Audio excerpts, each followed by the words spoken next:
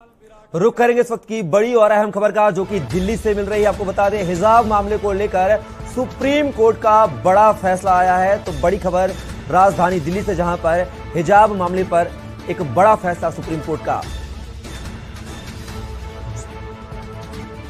Justice Gupta ने ban के Karnataka high court का फैसला खारिज हुआ है। यहां पर आपको बता दें,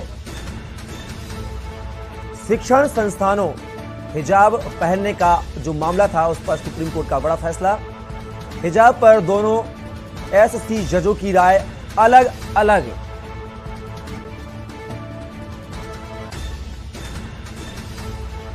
बिल्कुल, तो बड़ी खबर, जहां पर कर्नाटक हाईकोर्ट के फैसले को खारिज किया गया है।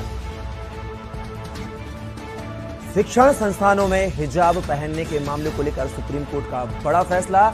और यहां पर आपको बता दें, एक बड़ी बात यह नजर आ रही है सामने, जहां पर दोनों जजों की अलग अलग राय हिजाब मामले को लेकर है। जस्टिस गुप्ता ने बैन के खिलाफ अर्जी खारिज की है। कर्नाटक हाईकोर्ट के फैसले को यहां पर खारिज किया गया है। शिक्षण संस्थानों में हिजाब पहनने के मामले को लेकर सुप्रीम कोर्ट का बड़ा फैसला, जहां पर हिजाब पर दोनों एससी जजों की राय अलग अलग। जस्टिस गुप्ता ने वैन के खिलाफ कर्नाटक हाईकोर्ट का फैसला यहां पर खारिज होकर सुप्रीम कोर्ट ने एक नया फैसला दिया है। और दोनों जज जो हैं, उनकी अलग अलग राय है इस फैसले को लेकर, इस मामले को लेकर। तो बड़ी खबर दिल्ली से, जहां पर हिजाब मामले को लेकर सुप्रीम कोर्ट का एक बड़ा फैसला आया हुआ है। जस्टिस गुप्ता ने बैन के खिलाफ अर्जी खारिज की। कर्नाटक हाईकोर्ट के फैसले को यहां पर खारिज किया गया है। सुप्रीम कोर्ट की बड़ी बेंच को भेजा गया मामला। बड़ी बेंच को सौंपा गया पूरा केस। कर्नाटक हिजाब विवाद का नहीं निकल सका हल। 3 जजों की बेंच को भेजा गया मामला। शिक्षण संस्थानों में हिजाब पहनने का जो मामला है, वह हिजाब पर दोनों एससी जजों की राय अलग अलग। तो बड़ी बात यहां पर कि जस्टिस गुप्ता ने बैन के खिलाफ अर्जी खारिज की। कर्नाटक हाईकोर्ट के फैसले को खारिज किया गया।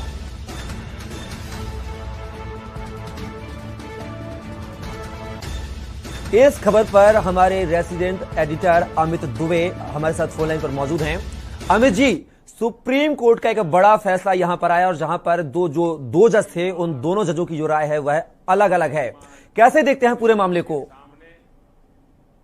देखिए, इस फैसले में सबसे बड़ी बात यही थी कि दोनों जजों को अलग अलग डिसीजन देने के लिए बोला गया था। और दोनों जज जब कोर्ट में पेश हुए, खासतौर कोर्ट में हाजिर हुए डिसीजन देने के लिए, तो दोनों अपनी अपनी फाइल लेके आए थे। और यही वजह थी कि दोनों का डिसीजन जो है वो मैच नहीं कर रहा था, जिस वजह से फिलहाल जो पूरा मामला था वो मुख्य न्यायाधीश जो कि यूयू ललित है, उनके पास भेजा गया है। अब इसके लिए किस तरह की जजों की बेंच गठित होती है वो देखना होगा। लेकिन पिछले कई दिनों से जद्दोजहद चल रही थी, खासतौर पे हिजाब के जो समर्थन में थे और जो हिजाब के विपक्ष में थे। कई तरह की टिप्पणियां भी हमें देखने के लिए, यहाँ तक कि हिजाब की तुलना जो है वो बिंदी, चूड़ा और इसके साथ ही सरदार जो पगड़ी बांधते उससे भी की गई।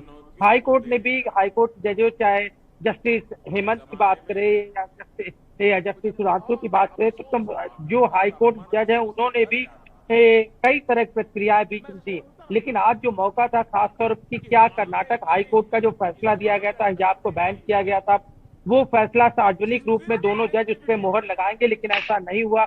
एक जज की तरफ से रिजेक्ट किया गया, एक जज की तरफ से उसे फैसले को बरकरार रखा गया।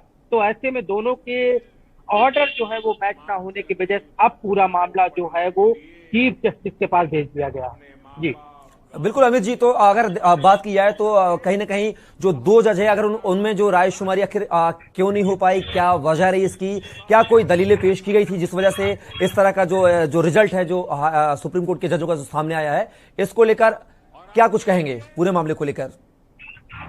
देखिए, सबसे बड़ी चीज कि मामला चूंकि पेचीदा था, और खास तौर पे जो हिंदू पक्षकार हैं, जो तमाम लोग हैं, खास तौर पे 6 तो स्टूडेंट थे जिनकी तरफ से याचिकाएं दी गई थी, कई अन्य लोग थे, 20 से ज्यादा वकील जो है वो इसमें पार्टिसिपेट केस में कर रहे थे। तो कितनी गंभीरता थी केस की, इस बात को समझा जा सकता है। लेकिन सबसे बड़ी चीज यहाँ पे जो डिसीजन यहाँ पे दिया गया है करने के लिए, जो डिसीजन सुनाने का फैसला लिया गया, उसमें जजों ने पहले आम राय आपस में नहीं की। दोनों जजों को अलग अलग डिसीजन देने के लिए बोला गया था, और यही वजह थी कि जब जज अपना अपना डिसीजन पढ़ रहे थे तो वो ऑर्डर मैच नहीं हुआ, जिस वजह से चीफ जस्टिस के पास पूरा मामला भेजना पड़ा। लेकिन सुनवाई के दौरान भी सुप्रीम कोर्ट ने इस बात को स्पष्ट कर दिया था कि अगर आप हिजाब पहनना चाहते हैं तो आप अपना सर ढक सकते हैं, लेकिन चेहरा नहीं ढका जा सकता। और जो तमाम दलीलें दी गई, चाहे वो पगड़ी को लेके हो, चाहे वो बिंदी को लेके हो, ये तमाम चीजें जो है वो किसी का चेहरा नहीं ढकती, यानी इसकी आइडेंटिटी जो है वो सुनिश्चित रहती है। और ऐसे में चाहे वो स्कूल प्रबंधन हो या तमाम ऑफिस जिनका अपना ड्रेस कोड होता है, और वो ड्रेस कोड इम्पोर्टेंट है, आप उन चीजों से अलग नहीं हो सकते। दूसरा ये भी कहा गया था वकीलों की तरफ से कि जो शरीयत का कानून है उसमें हिजाब को लेके कहीं कुछ नहीं लिखा है।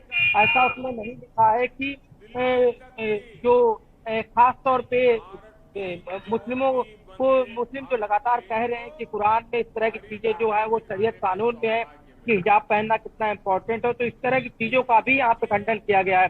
तो कई तरह 10 दिनों तक ये जो है वो लगातार बहसबाजी जरूर चली, लेकिन अब देखना ये होगा कि जब चीफ जस्टिस के पास पूरा मामला भेज दिया गया तो ऐसे में जो हाईकोर्ट का डिसीजन है उसे लेके चीफ जस्टिस किस तरह का निर्देश देते हैं, क्योंकि खासतौर पे नवंबर तक ही चीफ जस्टिस यूयू ललित का कार्यकाल है। उसके बाद जो चीफ जस्टिस होंगे वो डीवाई चंद्रचूड़ होंगे। तो जाहिर तौर पे क्या यूयू ललित की अध्यक्षता में इस अहम जो केस है, खासतौर हिजाब विवाद मामला, क्या इसमें इसे लेकर डिसीजन आ सकता है? किस तरह बेंच गठित की जाती है और किस तरह का आगे की कार्रवाई खासतौर पे सुप्रीम कोर्ट की तरफ से की जाती है, देखना होगा। जी चलिए अमित जी, बहुत बहुत शुक्रिया, आपने तमाम जानकारी हमारे साथ साझा की। लिहाजा आप देखना होगा कि सुप्रीम कोर्ट का फैसला आखिर अंत में क्या आएगा।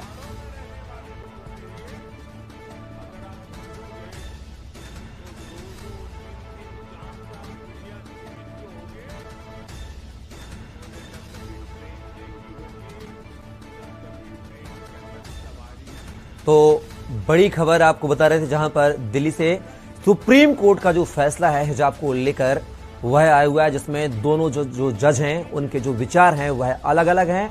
दोनों की एक राय नहीं है। इसको लेकर अब जो फैसला है वह चीफ जस्टिस के पास भेजा जाएगा, जहां पर 3 जज इसकी पैरवी करेंगे। तो शिक्षण संस्थानों में हिजाब को लेकर सुप्रीम कोर्ट का एक बड़ा फैसला आया, जिसमें दोनों जजों के अलग अलग राय यहां पर देखने को मिली। लिहाजा जो फैसला है अब चीफ जस्टिस की बेंच को दिया गया, जहां पर 3 जज मिलकर इस पूरे मामले की जो है वह पैरवी करेंगे। सुप्रीम कोर्ट की बड़ी बेंच को भेजा गया पूरा प्रस्ताव। सारे जो फाइल्स हैं, डॉक्यूमेंट्स हैं, वह सौंप दिए गए हैं बड़ी बेंच को।